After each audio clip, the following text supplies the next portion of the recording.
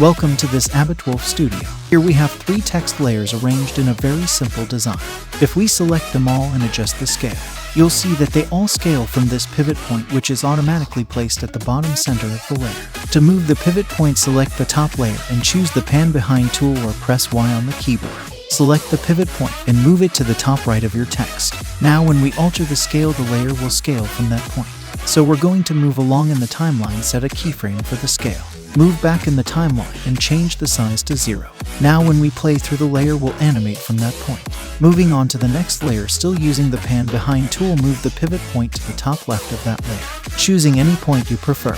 Now this layer will animate from that point. And just move this animated layer above the text layer to keep them in order. And now the same as before, set a keyframe along the timeline. Move back to the start of the timeline and change the scale to 0. Now when we scrub the timeline, both layers are animating from 0 to their final place in the design. Finally, choose the third layer again with the pan behind tool, move your pivot point to its desired location. This time I'll go for the top center. Set the keyframe at the final point of the timeline, move to the beginning and change the scale to 0. Now we have the 3 text layers all animating from different points, but to make it more interesting, we're going to add a slight bounce and an offset.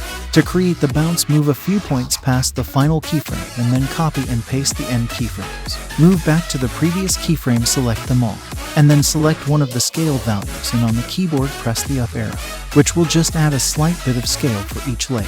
With that keyframe selected, right-click and go to Keyframe Assistant Easy Ease. This will soften the transition of the keyframe, so now when you play through, there will be a slight bounce to those layers. You can also add an easy ease to the last keyframe to smooth it out. To very simply offset the animation, select all keyframes in the last 2 layers and move them along to the end point of the first layer.